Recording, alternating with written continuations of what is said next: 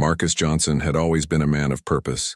At 34 years old, he carried himself with quiet confidence, his broad shoulders and steady gaze giving him an air of authority that commanded respect. Marcus worked for the city's Consumer Protection Agency, a job that required patience, observation skills, and sometimes even bravery.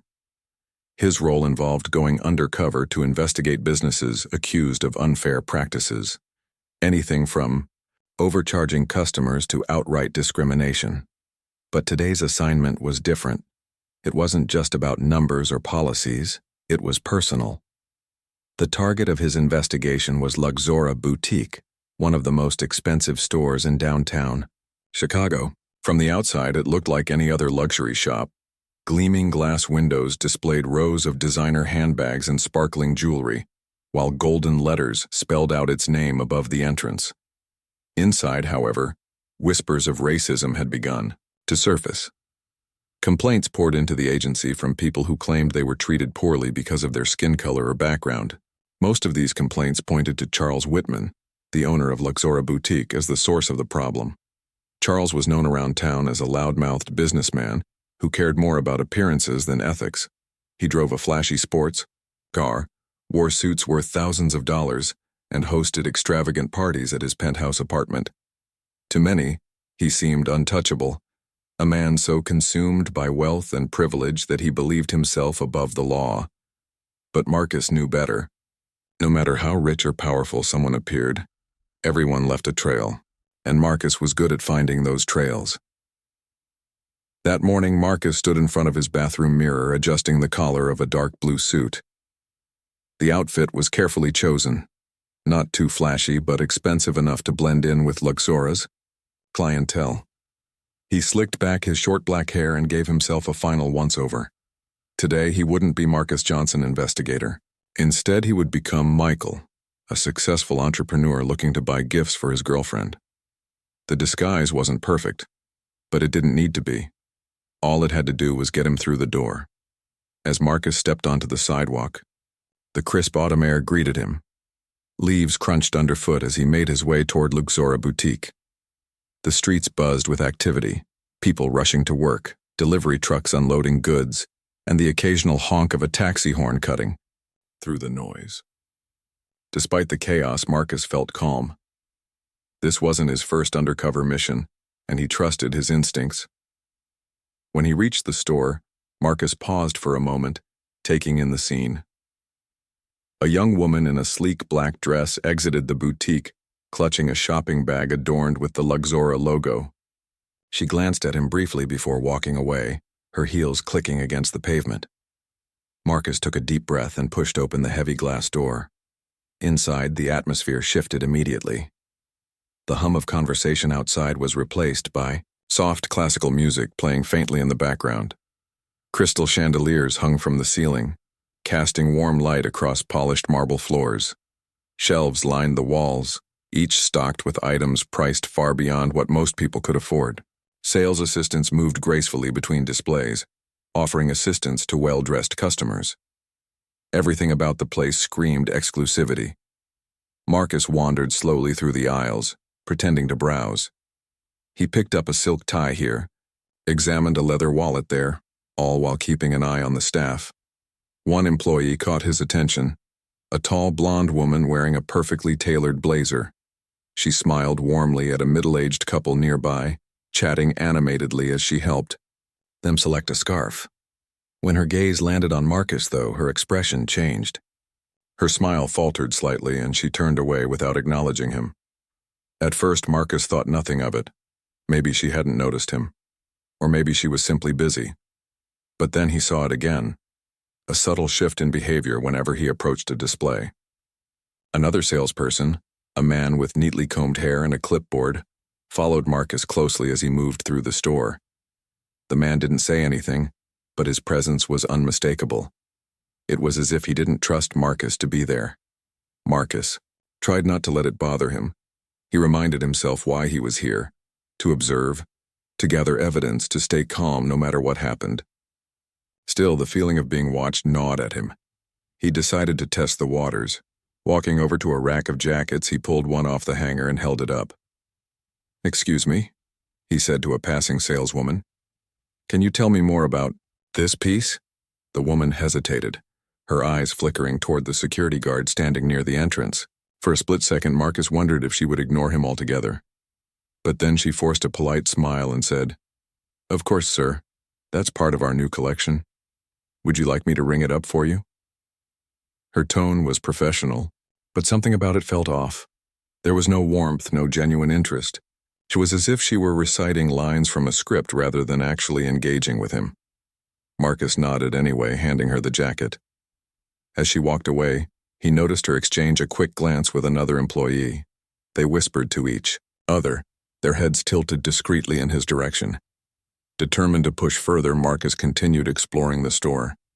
He stopped at a display of watches, admiring the intricate designs. Just as he reached out to touch one, a sharp voice cut through the air. "Sir, please don't handle the merchandise unless you're planning to purchase it." Startled, Marcus turned to see a balding man glaring at him. The man's arms were crossed, and his posture radiated hostility. "I'm sorry," Marcus replied evenly. "I didn't realize there was a rule against touching the items." The man sniffed dismissively. "Well, now you know. We expect our customers to show proper respect for the products." "Respect?" Marcus bit back a retort, reminding himself to stay composed. He nodded and stepped away from the display, his hands shoved deep into his pockets. The encounter left a bitter taste in his mouth. Was this how they treated everyone? Or was it reserved for people like him? By now, Marcus had seen enough to confirm the rumors. The staff at Luxora Boutique weren't just indifferent. They were actively hostile toward certain customers. Every glance, every whispered comment, every cold shoulder reinforced the idea that this was a place where not everyone was welcome. And yet, Marcus couldn't help but feel a spark of anger ignite within him. He knew this kind of treatment wasn't unique to Luxora. It happened everywhere, in big cities and small towns alike. But seeing it firsthand, experiencing it for himself, made it all the more real. Before leaving, Marcus made one last attempt to engage with the staff. He approached the checkout counter, holding a designer tie he'd selected earlier. The same blonde woman who had avoided him earlier now stood behind the register, tapping idly on her phone. When she saw him approaching, her fingers froze mid-tap, and she quickly put the device away. "Hi," Marcus said, placing the tie on the counter. "I'd like to pay for this." The woman forced another smile, though it didn't reach her eyes. "Certainly, sir." She scanned the item and announced the price, a staggering amount that made Marcus raise an eyebrow. He handed over his credit card, watching as she processed the transaction. The entire interaction lasted less than a minute, but it felt like hours. Neither of them spoke beyond the bare minimum required to complete the sale. As Marcus left the store, the weight of what he'd experienced settled heavily on his shoulders. He climbed into his car and sat there for a moment, staring at the steering wheel. Part of him wanted to drive straight back to the office and start drafting his report. But another part, the part that had grown up hearing stories of injustice and inequality, knew this was only the beginning. Luxora Boutique had shown its true colors today, and Marcus intended to make sure the world saw them too. The next morning, Marcus woke up with a sense of purpose. He replayed the events from his visit to Luxora Boutique in his mind. The cold stares, the whispered comments, and the outright hostility he'd encountered. It wasn't just about him. It was about all the other people who had walked into that store expecting respect, but instead faced prejudice. Marcus knew he couldn't let it slide. This wasn't just another case, it was personal now. After grabbing a quick breakfast, Marcus headed to his office. The small room was cluttered with files, notebooks, and a whiteboard covered in scribbled notes. He sat down at his desk and pulled out the tiny camera he'd hidden in his jacket pocket during his undercover visit. The device was small enough to go unnoticed, but powerful enough to capture everything. Marcus connected it to his computer and began reviewing the footage. As the video played, Marcus leaned forward, his eyes narrowing. The camera had captured every detail, the saleswoman ignoring him as she fawned over a white couple nearby, the security guard trailing him like a shadow, and the balding man's condescending tone when he scolded Marcus for touching the merchandise. Each moment reinforced what Marcus already suspected. Luxora Boutique wasn't just unwelcoming to certain customers, it actively pushed them away. But Marcus needed more than just his own experience. One person's account wouldn't be enough to take down someone like Charles Whitman, who had money and connections on his side. To build a strong case, Marcus would need evidence from multiple sources. Other customers, employees, anyone who could testify to the discriminatory practices happening inside the store. With that thought in mind, Marcus picked up his phone and dialed Lisa Carter, a local journalist known for her hard-hitting exposés. Lisa had a reputation for uncovering corruption and injustice, and Marcus hoped she'd be interested in helping him expose Luxora Boutique. After a few rings, Lisa answered. "Lisa Carter," she said briskly. "Hey Lisa, it's Marcus Johnson, from the Consumer Protection Agency," Marcus replied. "I've got something you might want to look into." There was a pause on the other end of the line. "Marcus? What do you have?" "I'm investigating Luxora Boutique," Marcus explained. "You've probably heard the rumors about how they treat black customers and others who don't fit their ideal profile. Well, I went undercover yesterday, and let me tell you, it's worse than I expected." Lisa's tone shifted immediately. "That place has been on my radar for a while. People have complained, but no one's been able to prove anything. Are you saying you've got evidence?" "I do," Marcus said firmly, "but I need your help to gather more. If we work together, we can make sure this doesn't stay hidden." Lisa didn't hesitate. "Count me in. When do we start?" They agreed to meet later that day to discuss their plan. Next, Marcus called Kevin Brooks, a lawyer specializing in civil rights cases. Kevin had worked with Marcus on previous investigations, and his expertise would be crucial in navigating the legal side of things. "Kevin, it's Marcus," he said when the lawyer answered. "I need your advice on something big." "What's going on?" Kevin asked. Marcus filled him in on Luxora Boutique and the evidence he'd collected so far. "I think we've got a solid case here," Marcus concluded. "But I want to make sure we're covering all our bases before we move forward." Kevin listened carefully before responding. "You're right to be cautious. Discrimination cases can get messy, especially when you're dealing with someone like Charles Whitman.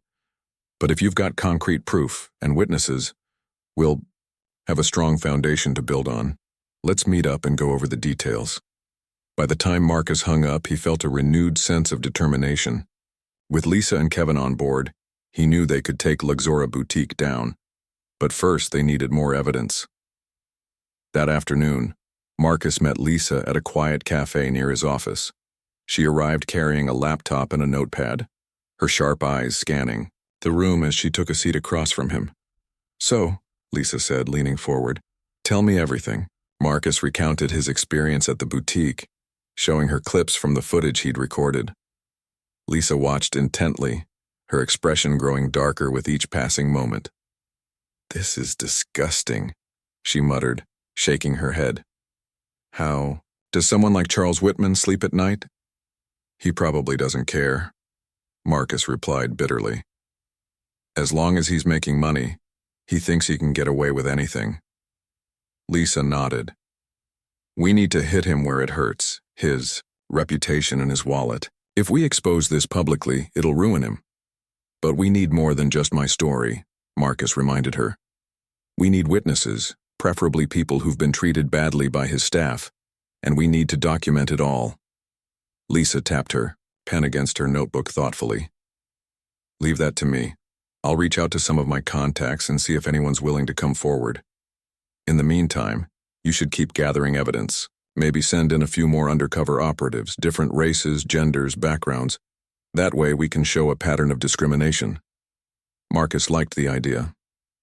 "I'll set it up tomorrow. The more angles we cover, the stronger our case will be." After finalizing their plan, Marcus and Lisa parted ways. Later that evening, Marcus met Kevin at his law office to review the legal aspects of the investigation.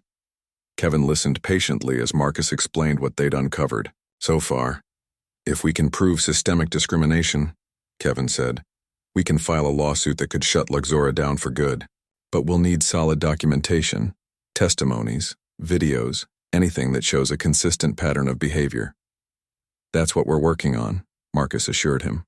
Lisa's reaching out to potential witnesses, and I'm organizing more undercover visits. By the end of the week, we should have enough to move forward. Kevin nodded approvingly. Good. Just remember, once we go public, there's no turning back. Charles Whitman isn't going to take this lying down. He'll fight back, and it might get ugly. I know, Marcus said quietly. But it's worth it. People deserve to shop without being treated like second-class citizens. Over the next few days, Marcus coordinated multiple undercover visits to Luxora Boutique. He recruited volunteers from the community, each representing a different demographic. There was Jamal, a young black man dressed in casual streetwear, Maria, a Latina woman wearing business attire, and Ryan, an Asian teenager in athletic gear. Each volunteer entered the store separately, armed with hidden cameras and instructions to act naturally. Jamal reported that a salesperson ignored him, completely, even though he stood near a display for several minutes. Maria said she was followed closely by a staff member who kept asking if she needed help, despite her polite insistence that she was fine browsing alone. Ryan noticed that employees seemed nervous around him, whispering to each other and keeping a safe distance. Every story added fuel to the fire. Marcus compiled the footage and testimonies into a comprehensive report, which he shared with Lisa and Kevin. Together, they pored over the evidence, piecing together a narrative that painted a damning picture of Luxora Boutique. This is incredible, Lisa said as she reviewed the material. We've got enough here to write a blockbuster article. Once this hits the news, Charles won't know what hit him. But we need to be strategic, Kevin cautioned. Timing is key. We don't want to tip him off too early. Marcus agreed. Let's wait until we've gathered everything we need. Then we'll strike, all at once. As the team prepared for the final phase of their operation, Marcus couldn't shake the image of Charles Whitman's smug face from his mind. The man thought he was untouchable, but Marcus knew better. Justice always found a way to prevail, even for those who believed they were above it. With the pieces falling into place, Marcus felt a flicker of hope. For years, he'd fought against inequality in all its forms, and this case was no different. Luxora Boutique wasn't just a store, it was a symbol of everything wrong with privilege and prejudice, and Marcus was determined to tear it down, brick by brick. The days following the undercover visits to Luxora Boutique were a whirlwind of activity for Marcus. He spent hours in his office, organizing the evidence they had gathered so far. The footage from the hidden cameras was clear and damning. Each clip showed employees treating customers differently based on their race or appearance. Testimonies from Jamal, Maria, Ryan, and others painted a consistent picture of discrimination. But Marcus knew that raw evidence alone wouldn't be enough. They needed a plan to present it in a way that couldn't be ignored. Lisa Carter had already begun drafting her article, weaving together the stories Marcus provided with quotes from victims of Luxora's practices. She worked tirelessly, determined to make the story resonate with readers. This isn't just about one store, she told Marcus during one of their late-night meetings. It's about exposing a system that allows people like Charles Whitman to thrive while stepping on everyone else. Marcus nodded. Exactly. We need to hit him where it hurts. His reputation, his business, everything. Kevin Brooks, meanwhile, focused on the legal side of things. He reviewed every piece of evidence Marcus brought him, ensuring it met the standards required for a lawsuit. We've got a strong case here, Kevin said confidently. But we can't rush this. Timing is critical. If we move too soon, Whitman might find a way to cover his tracks. If we wait too long, he could destroy evidence. Marcus agreed. Patience was key, but it wasn't easy. Every day felt like an eternity as they prepared to strike. Still, Marcus reminded himself why they were doing this. Not just for justice, but for all the people who had been humiliated, dismissed, or outright mistreated by Luxora Boutique. 1. Afternoon, Marcus decided to pay another visit to the boutique. This time, however, he wouldn't go undercover. Instead, he wanted to see how Charles Whitman reacted when confronted directly. Dressed in the same suit he'd worn during his first visit, Marcus walked into the store with a calm demeanor, though his heart raced inside his chest. As soon as he stepped through the door, the atmosphere shifted. Employees glanced at each other nervously, recognizing him instantly. One of them, a young man with slicked back hair, quickly disappeared behind a curtain, no doubt running to alert Charles. Sure enough, moments later, Charles Whitman emerged from the back room, his face twisted into a scowl. "Well, well," Charles sneered, folding his arms across his chest. "Look who decided to come back. I thought I made myself clear last time. You're not welcome here." Marcus kept his voice steady, refusing to let Charles provoke him. "Actually, Mr. Whitman, I'm here because I have some questions about your policies. Several customers have reported being treated unfairly in your store, and I'm trying to understand why that is." Charles laughed bitterly, shaking his head. "You think you're clever, don't you? Walking in here pretending to care about fairness. Let me tell you something. This is my store, and I'll run it however I want. If someone doesn't fit in, they shouldn't be here. Simple as that." Marcus raised an eyebrow. "That sounds like discrimination to me." "Call it whatever you want," Charles snapped. "I don't cater to people who can't afford what I sell, and if that offends you, maybe you should take your complaint somewhere else." The confrontation drew the attention of other customers, who stopped browsing to watch the exchange. Some looked uncomfortable, while others seemed intrigued by the drama unfolding before them. Marcus noticed a few subtly nodding in agreement with Charles, which only fueled his resolve. "You know," Marcus said evenly, "there are laws against treating people differently based on their race or background. Ignoring those laws can lead to serious consequences for you and your business." Charles rolled his eyes, clearly unimpressed. "Are you threatening me? Because I don't scare easily. Now, unless you're planning to buy something, I suggest you leave before I call security." Marcus didn't flinch. "Don't worry, I'll be leaving soon. But trust me, this isn't over." With that, Marcus turned and walked out of the store, ignoring the stares of both employees and customers. As he stepped onto the sidewalk, he felt a surge of satisfaction. Charles Whitman had just given him exactly what he needed, a direct admission of his prejudiced views. Combined with the evidence they'd already gathered, this encounter would seal the case against Luxora Boutique. Back at his office, Marcus shared the details of his confrontation with Lisa and Kevin. Both listened intently, their expressions growing darker with each word. "That arrogant fool practically handed us the case on a silver platter," Lisa said, scribbling notes furiously. "His own words will destroy him." Kevin nodded in agreement. "It's perfect. Not only do we have video evidence of discriminatory behavior, but now we have Charles admitting to it outright. There's no way he can wriggle out of this." "But we're not done yet," Marcus reminded them. "We need to make sure the public sees this too. That's where your article comes in, Lisa." Lisa smiled grimly. "Oh, don't worry. By the time I'm finished, Charles Whitman won't be able to show his face in public without someone calling him out for what he is, a racist bully." While Lisa worked on her article, Marcus and Kevin began preparing for the next phase of their operation. They knew that exposing Charles publicly would cause outrage, but they also wanted to ensure there were legal consequences. To that end, Kevin drafted a formal complaint outlining Luxora Boutique's discriminatory practices, attaching copies of the evidence they'd collected. He planned to file it with both local authorities and federal agencies responsible for enforcing civil rights laws. "We'll give them plenty of rope to hang themselves with," Kevin said as he reviewed the document. "Once this hits the courts, there's no turning back." Marcus appreciated Kevin's confidence, but he couldn't shake the feeling that Charles Whitman wouldn't go down without a fight. The man had built his empire on arrogance and privilege, and Marcus doubted he'd surrender it easily. Still, Marcus trusted that the truth would prevail, even if it took time. In the days leading up to their final move, Marcus found himself reflecting on the bigger picture. Luxora Boutique wasn't unique. It was part of a larger pattern of systemic racism that existed in businesses across the country. People like Charles Whitman thrived because they believed they were untouchable, protected by wealth and influence. But Marcus knew better.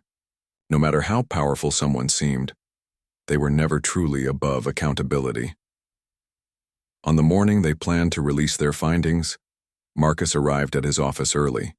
He sat at his desk, staring at the stack of files in front of him. Each one represented hours of work, countless conversations, and a shared commitment to justice. For the first time in weeks, Marcus allowed himself to feel hopeful. Today marked the beginning of the end for Luxora Boutique, and perhaps the start of something greater. When Lisa called to confirm that her article was ready to publish, Marcus felt a rush of adrenaline. "Let's do this," he said firmly. "It's time to show the world what kind of man Charles Whitman really is." Within hours, Lisa's exposé went live online. The headline read, "Luxora Boutique Owner Exposed, Racism and Discrimination. Behind the Glamour." Accompanying the article were photos, videos, and testimonies detailing the experiences of customers who had been mistreated by Charles and his staff. Social media exploded with reactions, as outraged citizens demanded action against the boutique. By midday, news outlets picked up the story, amplifying its reach. Protesters gathered outside Luxora Boutique, holding signs that read, "No to Racism" and "Justice for all customers." Meanwhile, Kevin filed the formal complaint, ensuring that legal proceedings would follow. As the day wore on, Marcus watched the chaos unfold from his office window. Cars lined the streets, reporters crowded the sidewalks, and the once exclusive boutique became the center of a national scandal. Through it all, Marcus remained calm, knowing that their hard work had paid off. Charles Whitman may have thought he was invincible, but Marcus had proven otherwise. Justice wasn't always swift, but it was inevitable, and today it had finally arrived. The fallout from Lisa's exposé was swift and overwhelming. By the end of the day, Luxora Boutique had become a household name, not for its luxury goods, but for the scandal that now surrounded it. Social media buzzed with outrage as people shared Lisa's article, tagging friends and demanding accountability. Protesters gathered outside the store, their chants echoing through the streets. "No to racism," they shouted, holding signs that read, "Your money isn't welcome here either," and "Justice over profits." Inside the boutique, chaos reigned. Employees scurried around nervously, unsure how to handle the sudden influx of attention. Customers who had once been loyal patrons avoided the store altogether, fearing backlash if they were seen shopping there. Sales plummeted overnight, leaving Charles Whitman furious and desperate. Marcus watched the scene unfold from his office window, feeling a mix of satisfaction and unease. He knew this was only the beginning. While the public reaction was powerful, Marcus understood that lasting change required more than just anger. It needed action. The legal process would take time, but the groundwork had already been laid. Kevin's formal complaint had been submitted to both local authorities and federal agencies, ensuring that Luxora Boutique wouldn't escape scrutiny anytime soon. Still, Marcus couldn't help but wonder how Charles would respond. Would he try to deny everything? Or would he attempt to silence his critics with threats or bribes? Whatever his next move, Marcus was ready. The next morning, Charles Whitman held an impromptu press conference outside his boutique. Dressed in an expensive suit, he stood behind a podium, flanked by two nervous-looking lawyers. His face was red, his jaw clenched tightly as he addressed the crowd of reporters and protesters. "I'm here today to set the record straight," Charles began, his voice dripping with indignation. "Luxora Boutique has always welcomed customers from all walks of life. Any accusations of discrimination are completely false and baseless. This is nothing more than a smear campaign designed to destroy my business." His words were met with cheers from the crowd. Someone shouted, "Liar!" while another yelled, "Show us the receipts." Charles ignored them, pressing on with his prepared statement. "We pride ourselves on providing exceptional service to our clients," he continued, "but we also reserve the right to maintain standards within our establishment. If someone behaves disrespectfully or disrupts the shopping experience for others, we have every right to ask them to leave." The thinly veiled implication that certain groups of people were inherently disruptive only fueled the anger of those watching. Protesters booed loudly, drowning out Charles's final remarks. Reporters fired questions at him, but he refused to answer, storming back inside the boutique with his lawyers trailing behind him. Back in his office, Marcus replayed footage of the press conference, shaking his head in disbelief. He really doesn't get it, does he? He muttered to himself. Lisa called shortly after. Did you see what happened? She asked, her tone sharp with frustration. That man has no shame. He's doubling down on his lies instead of apologizing. He's panicking, Marcus replied. People like Charles don't know how to admit when they're wrong. They think they can talk their way out of anything. Well, let's make sure he can't, Lisa said firmly. I've already reached out to some of the victims we interviewed. They're willing to speak publicly about their experiences. Once their stories hit the news, there's no way Charles will be able to spin this as a smear campaign. Marcus smiled grimly. Good.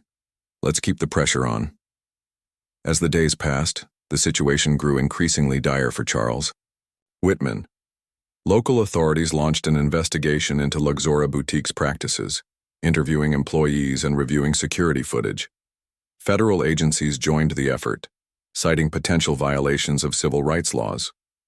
Meanwhile, Lisa's follow-up articles featured heartbreaking accounts from former customers who had been mistreated by Charles and his staff. One woman, named Angela, described how she had been followed around the store by a salesperson who accused her of shoplifting simply because she was black. Another man, Robert, recounted being laughed at by an employee when he asked for help finding a gift for his wife.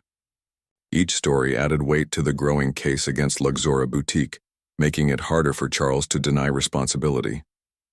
Despite the mounting evidence, Charles refused to back down. Instead, he hired a high-profile PR firm to manage the crisis. Their strategy was simple: discredit the accusers and paint Charles as a victim of cancel culture. They released statements claiming that the allegations were fabricated by jealous competitors and disgruntled ex-employees. They even went so far as to accuse Marcus and Lisa of orchestrating the entire scandal to boost their careers. It was a bold move, but it backfired spectacularly. The public saw through the lies, especially after Kevin leaked internal emails showing how Charles had instructed his staff to profile certain customers. One email in particular stood out. Keep an eye on anyone who looks like they don't belong. If they start causing trouble, escort them out immediately. When the emails went public, the backlash was immediate. People flooded Charles's social media accounts with criticism, calling him a hypocrite and a bigot. Even longtime supporters distanced themselves, unwilling to be associated with such blatant racism. Amid the chaos, Marcus received a call from Kevin. "We've got something big," Kevin said excitedly. "One of Charles's former employees reached out to me. She says she has documents proving systematic discrimination at Luxora Boutique." Marcus's heart raced. What kind of documents? She kept records of customer complaints, internal memos, and training manuals that explicitly outlined discriminatory policies, Kevin explained. She wants to testify against Charles, but she's scared. She thinks he might retaliate if he finds out.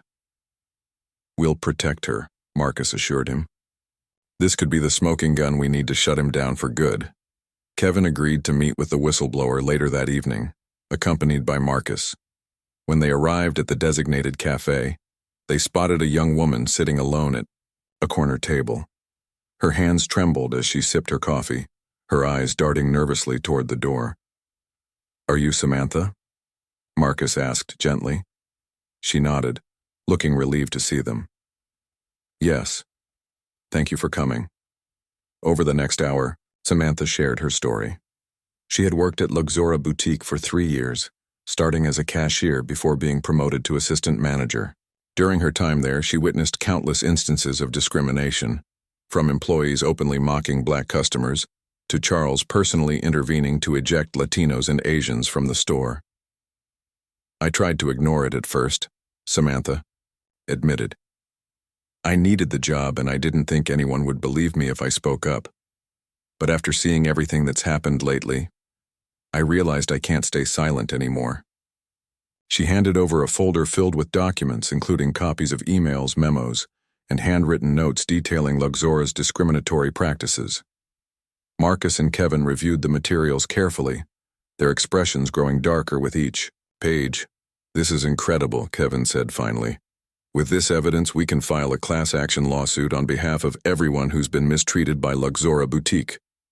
And it won't stop there, Marcus added.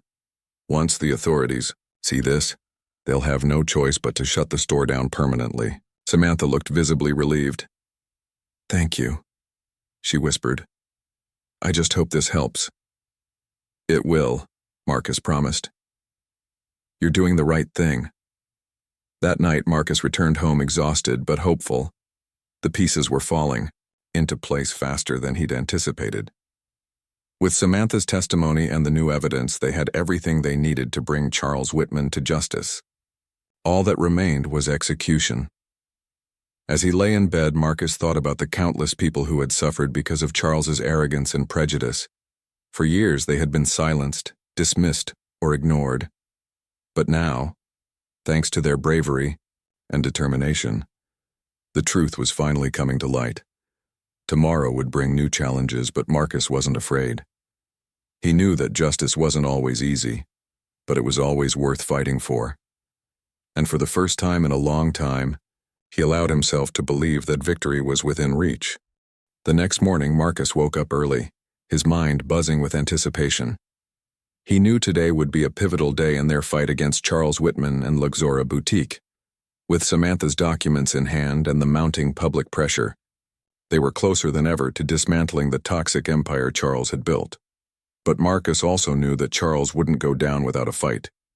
The man had resources, connections, and a stubborn refusal to admit defeat. It was time to strike hard and fast. Marcus met Kevin at his law office first thing in the morning. Together, they reviewed Samantha's evidence one last time, ensuring every detail was organized and ready for submission. The folder was packed with damning material, internal memos outlining discriminatory policies, emails where Charles instructed employees to profile customers, and even notes from training sessions that taught staff how to identify undesirable shoppers. It was overwhelming proof of systemic racism, and Marcus couldn't wait to see Charles's face when it all came out. This is it, Kevin said, closing the folder. With this, we can file a class action lawsuit on behalf of everyone who's been mistreated by Luxora Boutique. We'll also submit copies to the authorities investigating the case. Marcus nodded. Good. Let's make sure there's no way he can wriggle out of this. As Kevin began drafting the legal paperwork, Marcus called Lisa to update her on the latest developments. She answered immediately, her voice sharp with excitement. Tell me everything, she urged. We've got a whistleblower, Marcus explained. She used to work at Luxora Boutique and kept detailed records of their discriminatory practices. It's exactly what we needed to seal the deal. Lisa let out a low whistle. This is huge. If we release this information now, it'll completely destroy whatever credibility Charles has left. That's the plan, Marcus replied. But we need to coordinate carefully. I don't want him finding out about this before we're ready to act, Lisa agreed. Leave it to me. I'll write an article breaking the story and publish it tonight. By tomorrow morning, everyone will know the truth. Later that afternoon, Marcus arranged a meeting with Samantha to discuss her role as a key witness in the case. She arrived at a quiet cafe near downtown, looking nervous but determined. Her hands trembled slightly as she clutched her coffee cup, but her eyes were steady when she spoke. I'm ready to do this, she said firmly. I just want to make sure my testimony makes a difference. It will, Marcus assured her. Your bravery is going to help so many people. But I need you to understand something. This won't be easy. Charles is going to try to discredit you, maybe even threaten you. Are you prepared for that? Samantha hesitated for a moment before nodding. Yes. I've thought about it a lot, and I know it's not going to be simple, but I can't keep living in fear of him. What he's doing is wrong, and someone has to stand up. Marcus smiled faintly, feeling a surge of respect for her courage. You're stronger than you think, and you're not alone. We'll protect you every step of the way. After reassuring her, Marcus walked Samantha through what to expect during the legal process. Kevin joined them briefly to explain how her documents would be used in court and answer any questions she had. By the end of the meeting, Samantha looked more confident, though still wary. That evening, Lisa published her explosive article online. The headline read, Luxora Boutique Scandal Deepens, Former employee exposes systemic racism. Accompanying the piece were excerpts from Samantha's documents, along with quotes from her first-hand account of working under Charles Whitman's leadership. The article spread like wildfire, sparking outrage across social media and news outlets. Within hours, protests outside Luxora Boutique grew larger and more vocal. People chanted slogans like "Justice for All" and "No Racism in Retail," while holding signs featuring quotes from Lisa's exposé. Reporters camped outside the store, waiting for Charles to respond to the new allegations. Inside the boutique, chaos erupted once again. Employees whispered anxiously among themselves, unsure whether they should stay or quit. Customers avoided the store entirely, leaving shelves untouched and registers silent. For the first time since its opening, Luxora Boutique felt eerily empty. Charles Whitman, however, refused to surrender. He called an emergency meeting with his lawyers and PR team, pacing furiously around the room as he ranted about betrayal and conspiracy theories. "This is ridiculous," he shouted, slamming his fist on the table. "They're trying to ruin me because they're jealous of my success. Who cares if some ex-employee decided to lie? It's all lies." His lawyer, a middle-aged man named Richard, tried to calm him down. "Mr. Whitman, we need to focus on damage control. Denying these accusations isn't working anymore. We need a different approach." "What do you suggest?" Charles snapped. Richard hesitated before speaking. "We could issue a public apology, admit to minor mistakes, and promise to improve. It might buy us some time while we figure out our next move." Charles scoffed. "An apology? You want me to grovel to those people? No way. I didn't do anything wrong, and I'm not going to pretend I did." Richard sighed, knowing it was pointless to argue further. Instead, he turned to the PR team. "Prepare a statement denying the validity of the documents. Claim they're forged or taken out of context." The PR team nodded and got to work, crafting yet another denial aimed at discrediting Samantha and her evidence. By midnight, Charles released the statement on social media, accusing Samantha of lying for personal gain and insisting that Luxora Boutique had always operated ethically. When Marcus saw the statement the next morning, he wasn't surprised. Charles was desperate, lashing out in any way he could to save face. But Marcus knew the truth would prevail. He forwarded the statement to Lisa, who quickly wrote a follow-up article pointing out inconsistencies in Charles's claims. "Let him dig his own grave," Lisa said when Marcus called her later that day. "Every lie he tells only makes him look worse." Meanwhile, Kevin filed the class action lawsuit, naming Charles Whitman and Luxora Boutique as defendants.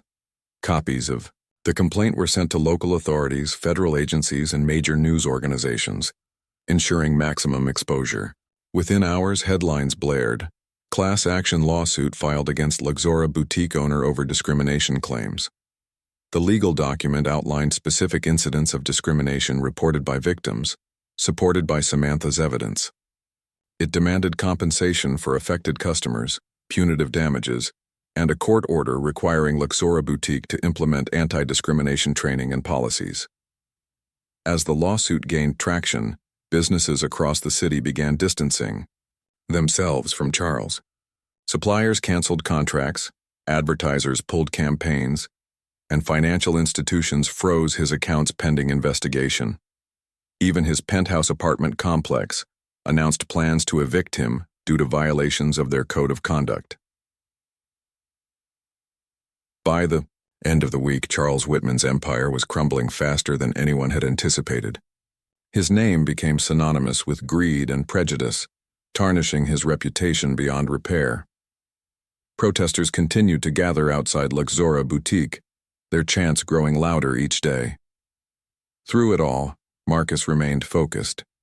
He checked in regularly with Lisa, Kevin, and Samantha, ensuring everyone was prepared for the challenges ahead. Though the road to justice was long and difficult, Marcus felt a sense of pride knowing they were making progress, not just for themselves, but for everyone who had suffered under Charles's rule. One evening, as Marcus sat in his office reviewing case files, he allowed himself a rare moment of reflection. Fighting racism was never easy, especially when it was rooted in power and privilege. But seeing the community come together to demand accountability gave him hope. Change was possible. It just required courage, persistence, and unity. Tomorrow would bring new battles, but Marcus was ready. Justice was within reach, and nothing, not even Charles Whitman, could stop it now. The final chapter of Luxora Boutique's downfall unfolded quickly, like a storm that had been brewing for weeks. With the class action lawsuit filed, protests raging outside the store, and Charles Whitman's name dragged through the mud, it seemed as though the walls were closing in on him. But Marcus knew better than to celebrate too soon. Justice wasn't just about exposing the truth. It was about making sure the consequences stuck. By Monday morning, the authorities had officially launched an investigation into Luxora Boutique's practices. Federal agents arrived at the store, unannounced, carrying boxes to collect documents, computers, and security footage. Employees were questioned individually, their faces pale and anxious as they recounted stories of discrimination under Charles's leadership. Some admitted to following his orders out of fear of losing their jobs, while others confessed they had tried to resist but were overruled by management. Charles himself was summoned to appear before investigators. He arrived wearing an expensive suit, flanked by his lawyers, but his usual arrogance had faded. For the first time he looked uncertain, his jaw clenched tightly, his hands gripping the edge of the table as officials grilled him about the evidence against him. The internal memos, Samantha's testimony, and Lisa's articles painted a damning picture, leaving little room for denial. When asked about the emails instructing employees to profile customers based on race, Charles stammered, claiming they had been misinterpreted. But the investigators weren't convinced. They pressed him relentlessly, pointing out inconsistencies in his answers and presenting witness statements that directly contradicted his version of events. By the end of the day, Charles was visibly shaken, his carefully constructed facade beginning to crack. Meanwhile, public outrage reached new heights. News outlets continued to cover the scandal nonstop, airing interviews with victims who shared their painful experiences at Luxora Boutique. One woman tearfully described how she had been humiliated in front of her children after being accused of shoplifting simply because she was Latina. Another man recounted being laughed at by a salesperson when he asked for help finding a gift for his wife. Each story added fuel to the fire, turning the case into a symbol of resistance against systemic racism. Lisa Carter's latest article became one of the most read pieces of the week. Titled, Luxora Boutique, a Case Study in Institutional Racism, it broke down how businesses like Luxora perpetuated inequality by catering only to wealthy white clientele while excluding others. Readers flooded the comments section with messages of support for the victims and calls for accountability. Social media hashtags like Justice for All Customers trended nationwide, amplifying the movement far beyond Chicago. Even celebrities joined the conversation, using their platforms to condemn Charles Whitman and urge fans to boycott companies with discriminatory practices. Within days, Luxora Boutique's brand was irreparably damaged. Former partners severed ties, advertisers pulled funding, and suppliers refused to work with the store any longer. Without revenue or support, Luxora Boutique teetered on the brink of collapse. Back at his office, Marcus kept a close eye on developments. He spent hours reviewing updates from Kevin, who assured him that the legal process was moving forward smoothly. Authorities had frozen Charles's assets pending the outcome of the investigation, leaving him unable to pay rent for the boutique or cover employee salaries. The once glamorous storefront now stood empty, its windows covered with brown paper to block prying eyes. Samantha called Marcus regularly to check in, expressing gratitude for his guidance and support. She had quit her job at Luxora Boutique shortly after coming forward, fearing retaliation from Charles. But thanks to Lisa's coverage, she received offers from other retailers eager to hire someone brave enough to speak out against injustice. Though nervous about starting over, Samantha felt hopeful about the future. "You've already made such a difference," Marcus told her during one call. "Because of you, people are holding businesses accountable. You should be proud." I, um, Samantha replied softly. But I couldn't have done it without you. Thank you for believing in me. Marcus smiled, though she couldn't see it. We're all in this together. As the weeks passed, Charles Whitman's life spiraled further out of control. Evicted from his penthouse apartment, he moved into a modest rental unit on the outskirts of town, far from the luxury lifestyle he had once enjoyed. His sports car was repossessed, his bank accounts drained, and his social circle abandoned him entirely. Friends and colleagues who had once fawned over him now avoided answering his calls, unwilling to associate with a man branded as a racist and a fraud. Desperate to salvage what little remained of his reputation, Charles attempted to stage a comeback. He hired a new PR firm to craft a heartfelt apology video, hoping to win back public sympathy. In the video, he claimed he had learned a lot from the scandal and promised to use his experience to promote diversity and inclusion in retail. But viewers saw right through the performance, mocking it online and accusing him of insincerity. It's too little, too late, Lisa wrote in her next article. Charles Whitman isn't seeking redemption, he's trying to save face. Real change requires action, not empty words. Her critique resonated widely, cementing Charles's status as a pariah. Even local charities rejected his attempts to donate money, knowing accepting his funds would invite criticism. Finally, the court hearing for the class action lawsuit arrived. Victims of Luxora Boutique's discriminatory practices filled the courtroom, their faces determined as they waited for justice to be served. Lawyers representing both sides presented their arguments, with Kevin delivering a powerful closing statement on behalf of the plaintiffs. Luxora Boutique wasn't just a store. It was a system designed to exclude and humiliate, Kevin declared, his voice steady and commanding. Charles Whitman created an environment where prejudice thrived, harming countless individuals who trusted him to treat them fairly.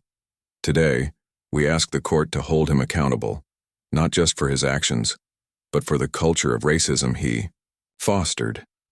When the judge delivered the verdict, there was no surprise. Charles Whitman was found guilty of violating civil rights laws, ordered to pay millions in damages to the victims, and banned from operating any business in the state. Luxora Boutique was permanently shut down, its assets liquidated to compensate those affected. As the decision was announced, cheers erupted in the courtroom. Tears streamed down the faces of victims who had waited years for this moment. Outside, protesters celebrated the ruling, chanting slogans like "Karma always wins" and "No more racism in retail." In the days that followed, Marcus reflected on everything that had happened. The victory was bittersweet. He was glad justice had been served, but he knew the fight against racism was far from over. Discrimination still existed in countless forms, hidden behind closed doors and masked by polite smiles. Yet for the first time in a long time, Marcus felt hopeful. The case against Luxora Boutique had proven that collective action could bring about real change. One evening, Marcus met Lisa and Kevin for dinner to celebrate their success. Over plates of food and glasses of wine, they talked about the impact of their work, not just on Luxora Boutique, but on the broader community. "This is just the beginning," Lisa said, raising her glass. "Stories like this remind people that they have power. Together, we can challenge injustice wherever it exists." Kevin nodded in agreement. "And we'll keep fighting. There's always more work to do." Marcus smiled, lifting his glass to join the toast. To justice, and to never giving up. As they clinked glasses, Marcus felt a deep sense of satisfaction. Change wasn't easy, and it didn't happen overnight, but every step forward mattered. And for Marcus, knowing he had played a part in making the world a little fairer was reward enough.